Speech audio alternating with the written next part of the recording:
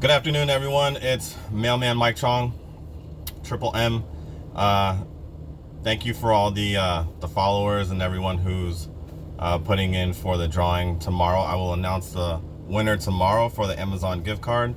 If you have not yet entered to win, just go ahead and follow me on Instagram at Mailman Mike Chong. If you don't have an Instagram, which some people have come to me and said that they don't have an Instagram, just shoot me an email at mailmanmikechong@gmail.com and you will be entered to win the Amazon gift card as my token of apologies to everyone for being gone for so long. But today's video, I kind of wanted to go over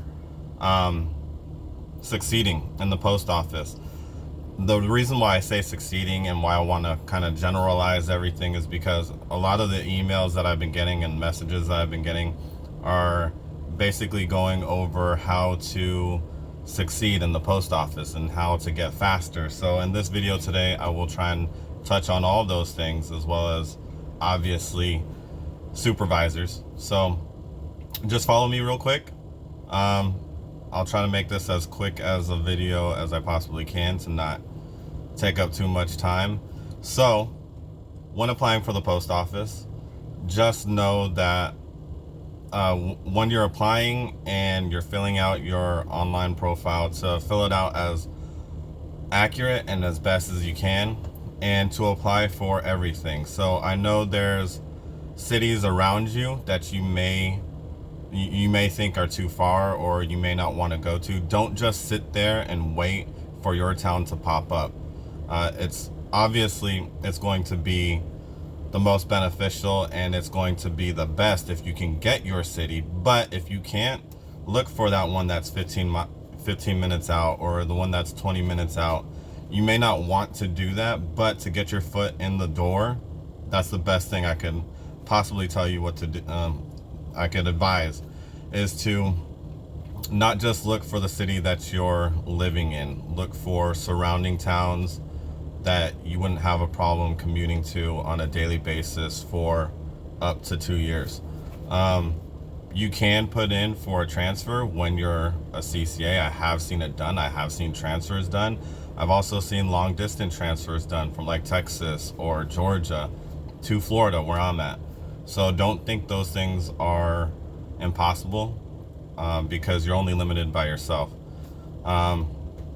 Also, when starting out, if you're going through the OJI or the vehicle testing, don't get too flustered, because I get a lot of comments and messages asking like, what do I need to look out for? Like, what are some good tips? Honestly, stay calm and being confident and actually trying to soak in as much as you possibly can.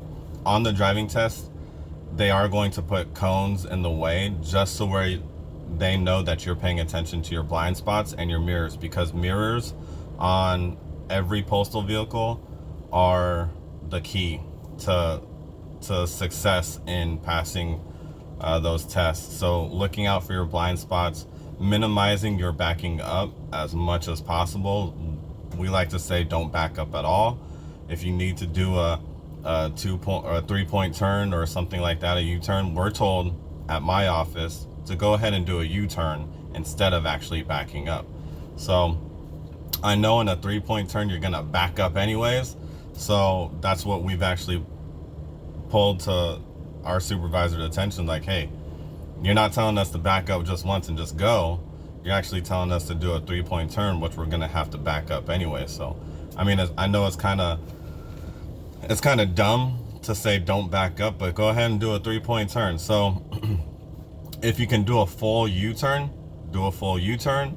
I'm not too sure if that's on the vehicle test right now, but minimize your backing up as possible.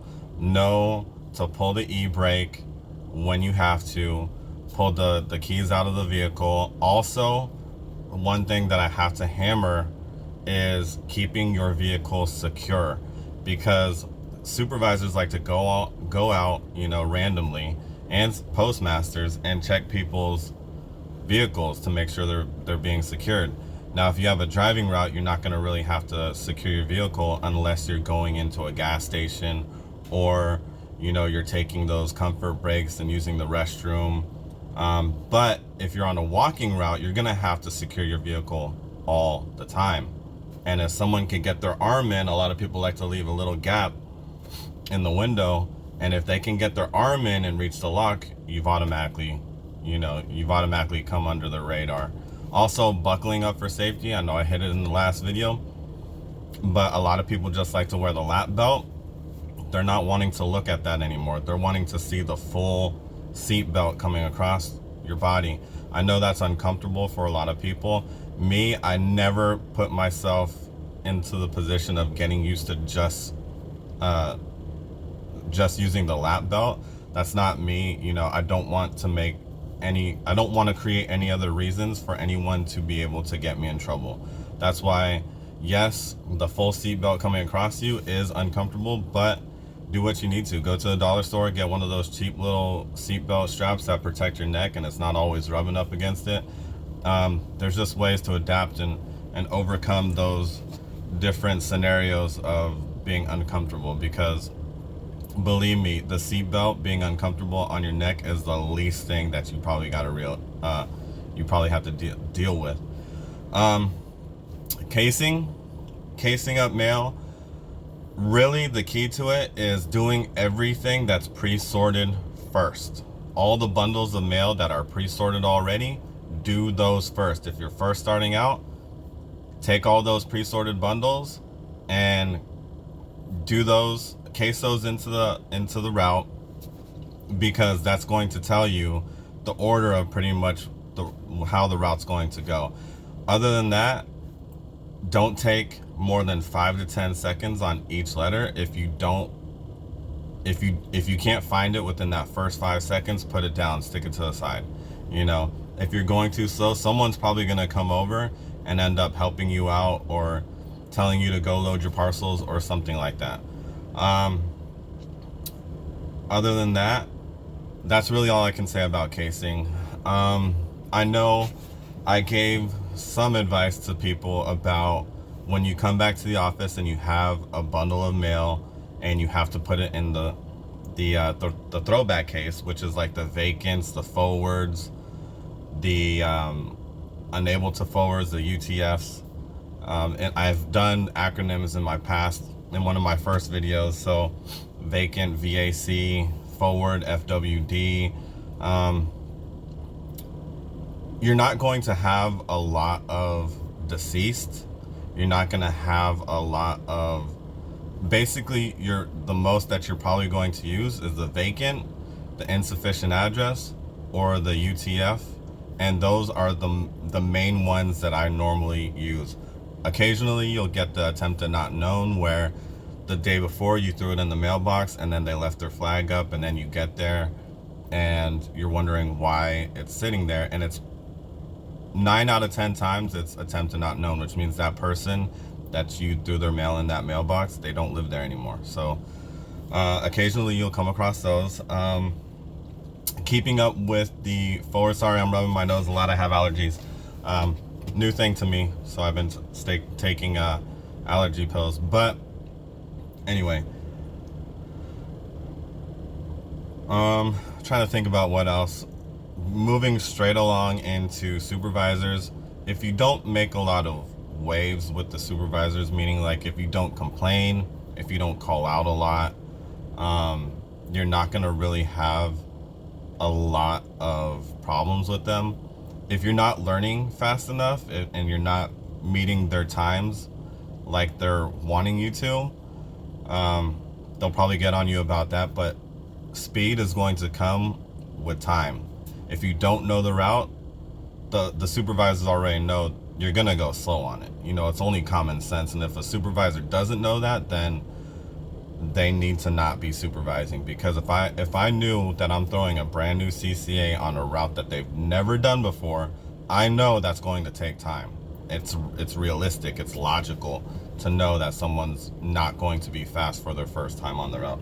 Now, if you've been on that route for like a week or like 3 or 4 days, you might have a little bit of an understanding, and you might be a little bit faster than someone being thrown on it, but speed is going to come with time, so don't get too hard on yourselves about speed.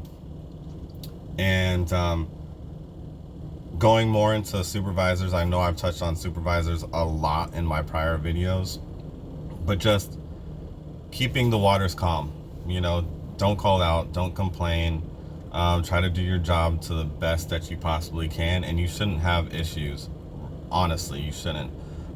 Me, coming up in the post office, I had a lot of issues, and I learned sometimes the hard way. So other than that, being fast with the supervisors. I hope this video helps, and if I missed anything or you guys want me to touch on anything else, just let me know in the comments or message me. And I really appreciate it. And hopefully, I think right around now I have around 130 people who are entered to get the Amazon gift card. So follow me on Instagram or shoot me an email, and follow me or subscribe to my channel. And I thank you all for everything, and until tomorrow, later.